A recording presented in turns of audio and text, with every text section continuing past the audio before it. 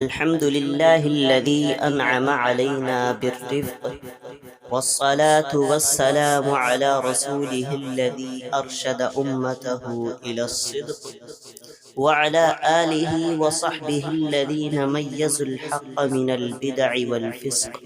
أما بعد، أعوذ بالله من الشيطان الرجيم. بسم الله الرحمن الرحيم. فبما رحمة من الله لنت لهم ولو كنت فظا غليظ القلب لانفضوا من حولك. باغ میں پھولوں کے ساتھ اگرچہ کانٹے بھی ہوتے ہیں، لیکن باغ کا حسن کانٹوں سے نہیں پھولوں سے ہی ہوتا ہے۔ گلستان کی سیر کے لیے آنے والوں کو کبھی کسی کانٹے نے اپنی طرف متوجہ نہیں کیا، بلکہ پھولوں کی نرمی اور نزاکت ہی اپنی طرف مائل اور راغب کرتی ہے۔ گلدستے ہمیشہ پھولوں اور کلیوں سے بنتے ہیں، کبھی کانٹوں سے نہیں بنے۔ دماغوں کو معطر ہمیشہ پھولوں کی خوشبو کرتی ہے، اسی لیے لوگ کلی یا پھول کو ہی توڑتے ہیں اور اسے ہی سونگھ کر دماغی راحت حاصل کرتے ہیں۔ اسی طرح اس گلشن کائنات اور گلستان حیات کا حسن بھی نرمی، پیار و محبت، شفقت اور الفت سے ہے۔ سختی، شدت، غصہ، غیظ و غضب سے نہیں، اگرچہ کانٹوں کی طرح یہ گلشن و گلستان باغ و باغیچہ کا حصہ ضرور ہیں۔ کائنات کی بقا اور دوام الفت و محبت، نرمی، عفو درگزر میں مضمر ہے۔ اگر مالک و مکان کی طرف عفو درگزر اور نرمی کا معاملہ نہ ہوتا تو یہ انسانیت کب کی تباہ و برباد ہو چکی ہوتی۔ یہ عالی شان کوٹھیاں، بنگلے، محلات، شہر اور ملک کھنڈر بن چکے ہوتے۔ انسان تو انسان، کوئی جاندار زندہ اور حیات نہ ملتا۔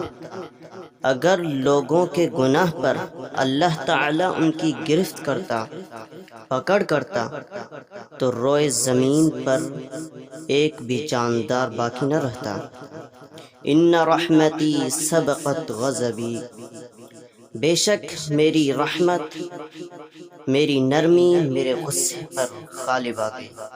اللہ رب العزت نے اپنی اشرف المخلوقات یعنی انسانوں، خصوصاً آخری امت میں جو رسول مبعوث فرمایا، اس کے بارے میں قرآن کہتا ہے وَمَا أَرْسَلْنَاكَ إِلَّا رَحْمَةً لِّلْعَالَمِينَ۔ جب مالک کائنات نے اپنے محبوب کو اس کے ساتھی عطا فرمائے، قرآن ان پر بول اٹھا رحماء بینہم۔ جب امت کی باری آئی تو خود نبی نے فرما دیا ارحموا من فی الارض یرحمکم من فی السماء۔ پھر نبی نے خود اس کے لیے دعا فرما دی جو نرم مزاج رہتا ہے، اللہم من ولی من امر امتی شیئا فرفق بہم فارفق بہ۔ اور جب اللہ رب العزت نے اپنے نبیوں کو حکم دیا یعنی موسیٰ اور ہارون کو، تم فرعون کے پاس جاؤ، اسے نرمی کے ساتھ سمجھاؤ، شاید کہ وہ راہ راست پر آ جائے۔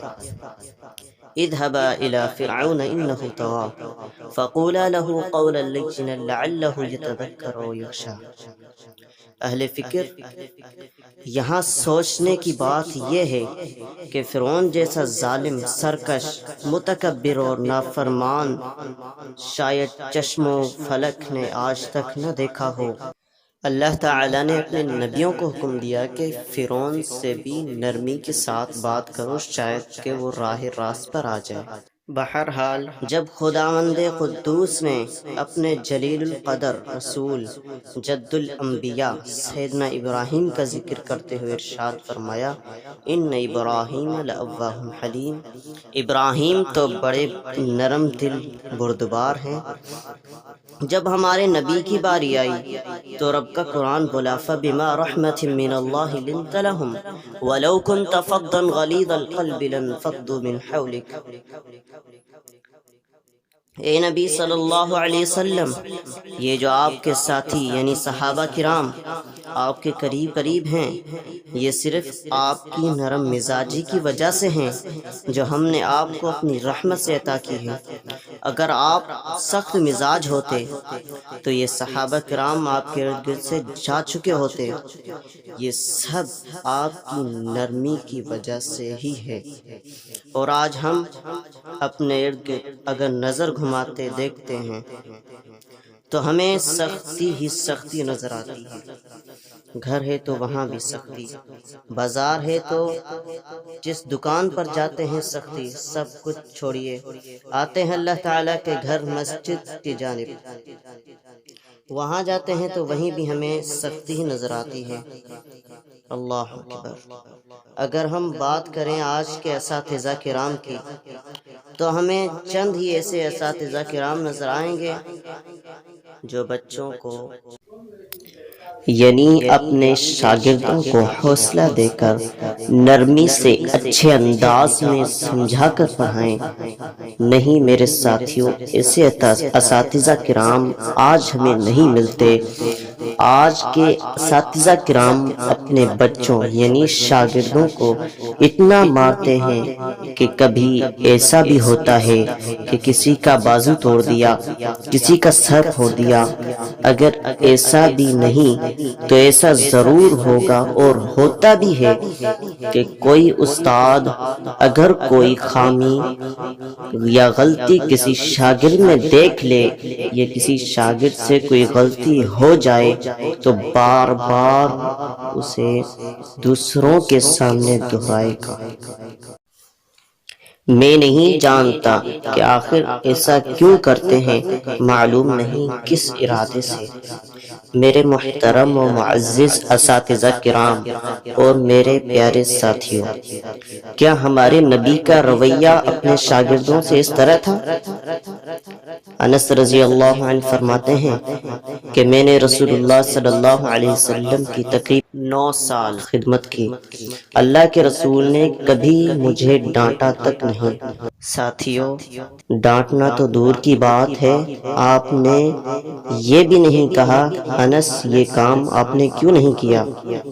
میرا ایک سوال ہے تمام اساتذہ کرام سے، کیا ہمارے نبی نے تمہیں اجازت دی ہے کہ تم اپنے شاگردوں پر بے جا سختی کرو، یا میرے نبی نے یہ سکھلایا ہے اگر تم بچوں پر سختی نہیں کرو گے تو وہ نہیں پڑھیں گے، مدرسے سے بھاگ جائیں گے؟